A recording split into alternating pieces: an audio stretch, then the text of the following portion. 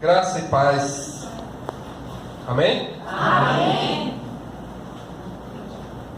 Vire para a pessoa que está do seu lado e diga: você está bonito hoje. Era só para ver se vocês iam me obedecer. É bom, né? A gente vem aqui para frente, a gente ganha o poder, né? Não, o pregador mandou, a gente tem que fazer. Eu pedi que os irmãos abrissem a palavra em Lucas, capítulo 17, versículo de 11 a 19.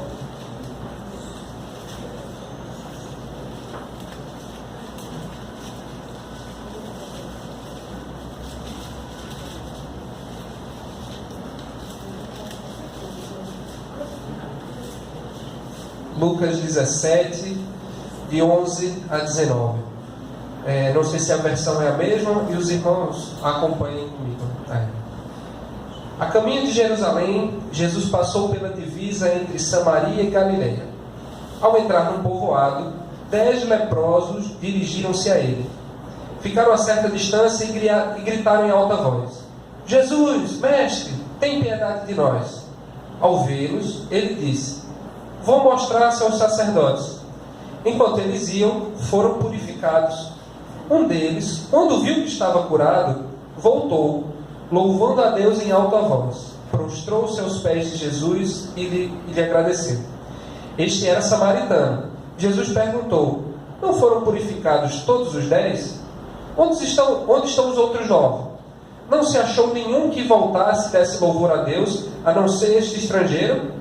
Então ele lhe disse: levante-se e vá. A sua fé o salvou. Amém. Primeiro eu queria dizer aos irmãos que não é uma pregação, não é um embasamento teológico, não é o mesmo dos pastores aqui, mas eu queria dividir com vocês essa palavra que eu recebi e que tem me incomodado já há alguns meses, e o efeito que essa palavra me causou. Só alguns detalhes aqui. Quando Jesus fala, vou mostrar-se aos sacerdotes, porque na época o sacerdote era quem dizia se o leproso estava purificado ou não.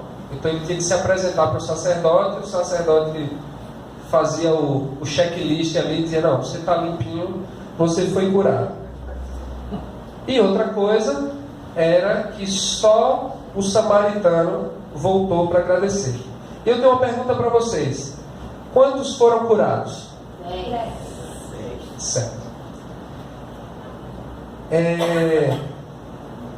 Dentro dessa palavra, eu queria dividir com vocês um pouco do meu testemunho. Eu não fui pai de santo, não fui drogado, nunca torci pelo Santa Cruz. Isso é importante. Grande livramento do Senhor. O rival está lá fora e não está ouvindo, senão ele tinha jogado uma pedra em mim. Nunca me envolvi assim com grandes farras e acidentes e problemas e brigas e coisa. E meu testemunho é o seguinte, começando aqui a falar para vocês.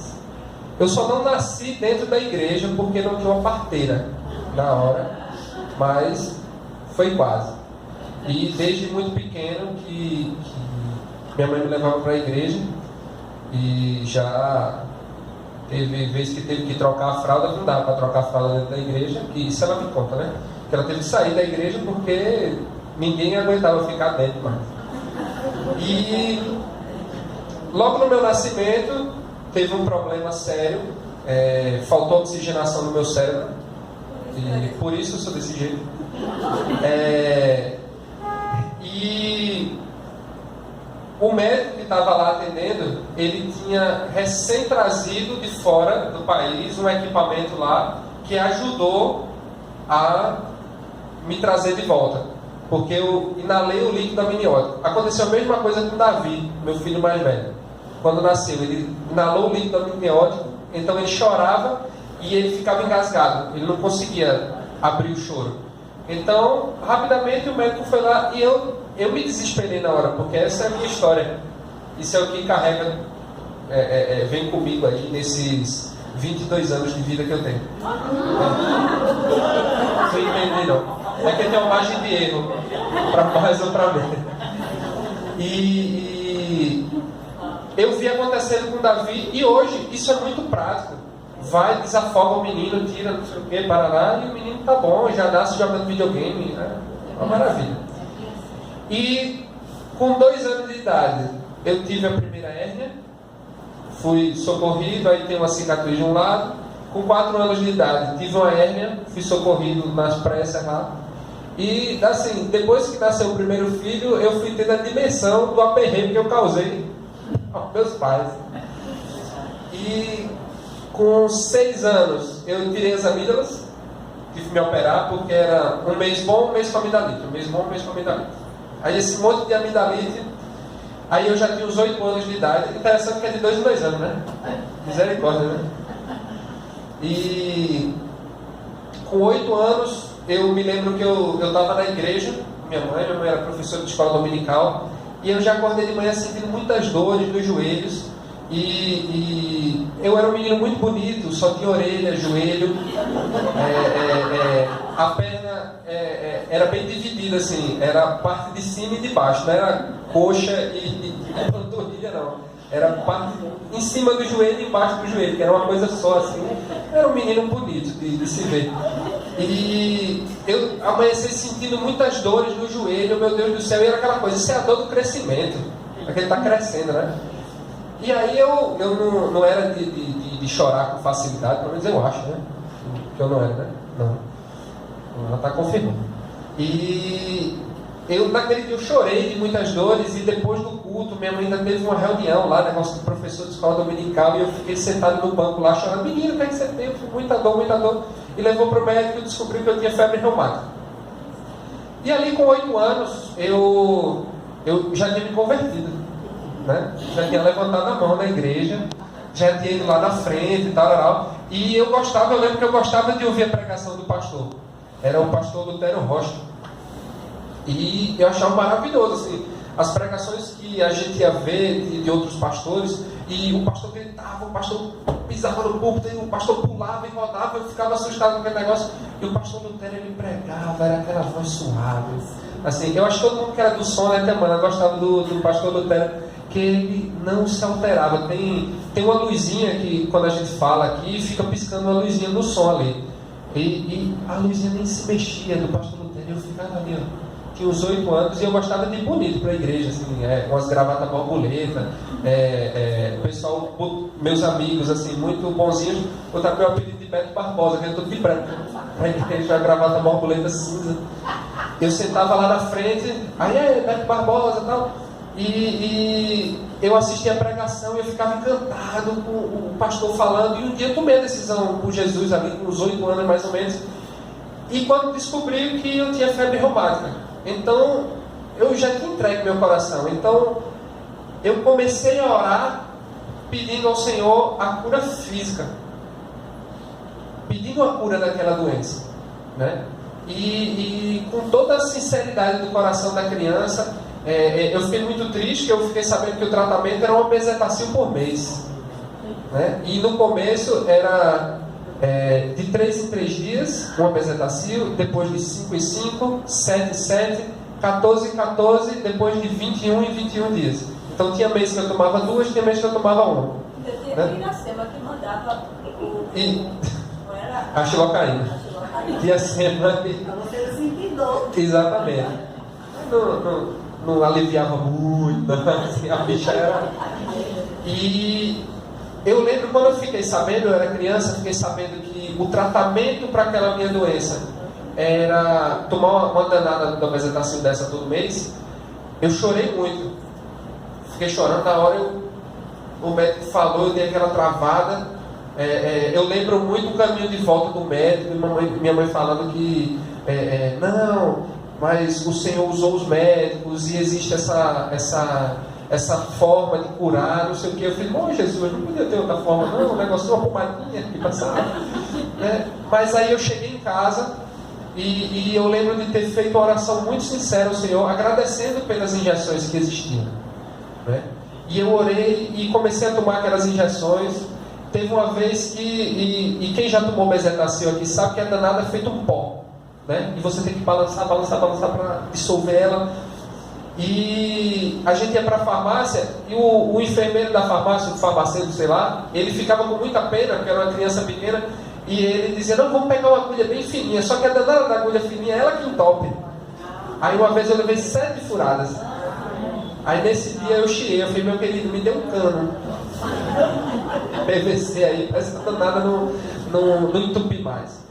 E acho que pouquíssimo tempo, uns 2 meses depois, sei lá, eu tinha que ficar fazendo exame de sangue para ver a taxa da antistreptolizinol, né? Eu sempre gostei de palavra difícil, aí eu decorei essa danada dessa taxa. E nos primeiros exames eu lembro que deu milhões, assim, milhares da taxa, eu não lembro o que era lá. Eu sei que o normal era, sei lá, abaixo de 100, e o meu dava lá em cima. E meses depois que eu fiz o exame, deu abaixo de 50, alguma coisa assim. Então, eu tô curado, não sei o que, parará. Mas o médico disse, não, tem que continuar. Mas era um período curto de tempo, eu tinha 8 anos, tinha que tomar só até os 18.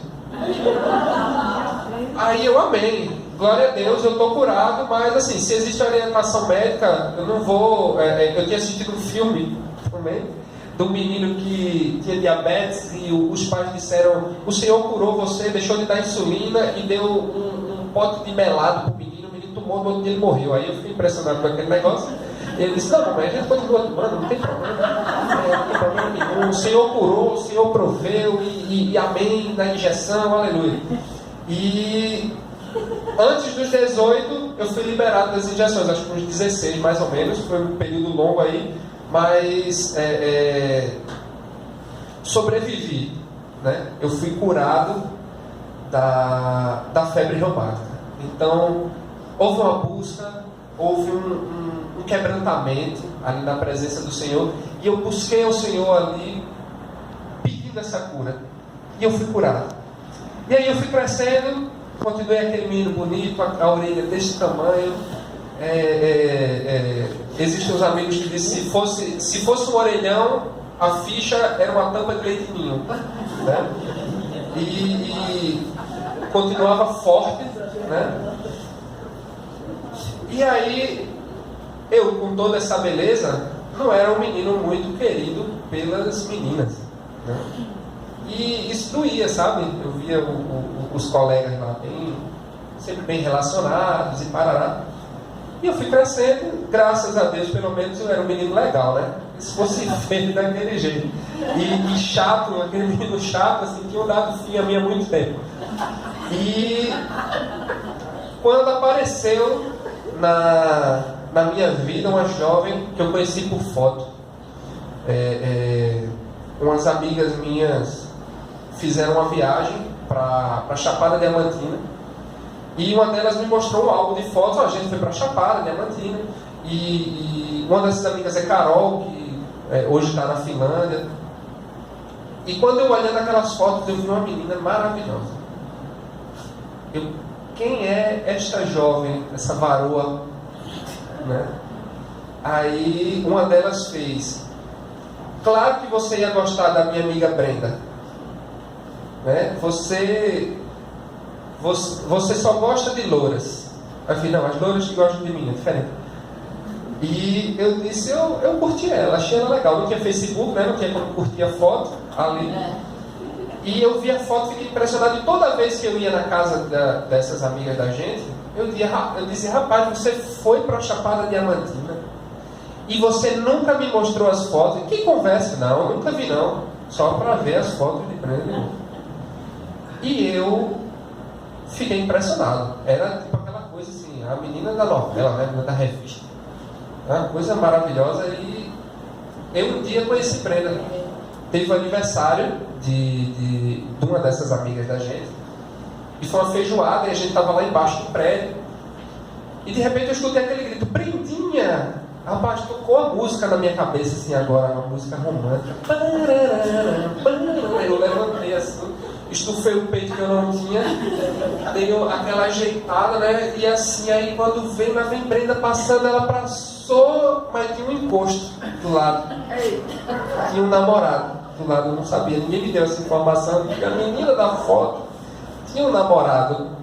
E na hora eu fiz ela tão bonita e essa desgraça, Deus, arrebata ele para um inferno, mas não teve como. E eu fiquei triste naquele dia, para baixo, acabou a feijoada para mim. E o pessoal fazia, o que é que você tem? Eu falei, rapaz, eu acho que foi o caldinho, eu não tinha comido nada. Foi o caldinho, eu acho que bateu, tem umas azeitonas. Eu vou para casa. Eu fui para casa e passou, eu tinha desistido. E depois de um tempo apareceu Brenda solteira. Jeová agiu, aleluia, né? E apareceu Brenda solteira na igreja. E eu, Senhor, fala aí, me revela onde é que eu vou chegar dessa jovem, como eu vou chegar. Só que eu, com toda a minha beleza, né, tinham 5 amigos da igreja dando em cima dela, carne nova, né? Na igreja tinham 5. Eu falei, meu Deus do céu, acabou essa história para mim. Eu vinha para casa, na época não existia aquele irmão, o ministro de louvor Pablo, né, que toca o brega. Senão eu iria me trancar no quarto, escutar Pablo e ficar na sofrência, né? E eu fiquei muito triste com aquele negócio. E eu comecei a me sentir doente dos sentimentos, porque mais uma vez tinha uma pessoa maravilhosa e que não ia dar em nada. E eu comecei a orar, comecei a buscar. E Senhor, esse negócio dói. Que negócio ruim da peste, né? Eu nem conheço ela direito e eu fico aqui sofrendo, roendo. Que negócio desgraçado. Pelo amor de Deus, me ajuda. E na oração, não sei o quê. Aí ela começou a dar uma conversa e não sei o que, e parará. Isso há 14 anos atrás, não? É capaz de dar certo esse negócio. E aí eu fui, a gente saiu uma vez, tomou um sorvete, e aquele negócio, e parará, e a gente começou a namorar, e noivou, e casou, e tem 2 meninos aí. Eu acho que é capaz de dar certo. E mais uma cura o Senhor me deu. A cura dos meus sentimentos. Porque eu brinco, eu falo do menino feio, do joelho grande, da orelha grande, mas eu sofria com isso, porque eu desde criança, quando dava assim, 5, 6 horas da tarde, eu pegava um radinho de pilha, e não é brincadeira, eu tinha ali a idade de Davi mais ou menos, 6 para 7 anos, eu ia para o quintal aqui, botava um fone de ouvido, e escutava Roberto Carlos. Eu era uma criança romântica. Eu ficava impressionado, eu ficava apaixonado. Era aquele menino velho buchudo, apaixonado, assim, que vinha menino na escola e ficava. Mas eu sofria porque ninguém queria nada comigo, né? Ninguém me dava bola. Uma vez eu escrevi uma carta linda, maravilhosa para uma menina da escola, eu deixei em cima da mesa dela e assinei, porque eu era corajoso. Assinei e deixei uma flor dentro da carta. E quando veio, lá vem ela na minha direção. Aí lá vem ela, parecia comercial de shampoo, balançando os cabelos assim. Ela viu a carta, ela pegou a carta, amassou, botou em cima da minha banca e fez um elogio a mim. Idiota. Meu Deus do céu. E aquilo acabou comigo. Então essa era a minha realidade com meus sentimentos. Eu sempre sofri. E aí, quando eu conheci a jovem da foto, eu disse, não, eu tenho que buscar. Eu tenho que buscar a cura para esse negócio. E eu fui e busquei. E nesse meio tempo eu fui crescendo na igreja e fazia parte ali do coral das crianças. Não tem muito tempo não, né, Tia Mana? Tia Mana ensaiou aí algumas vezes. Tia Mana que me ensinou a tocar violão, né? Tudo é culpa dela. E depois, ficando adolescente, participando do Ministério de Adolescentes, participando da liderança dos adolescentes, estava ali naquele movimento, depois da liderança dos jovens. E aí começou aquele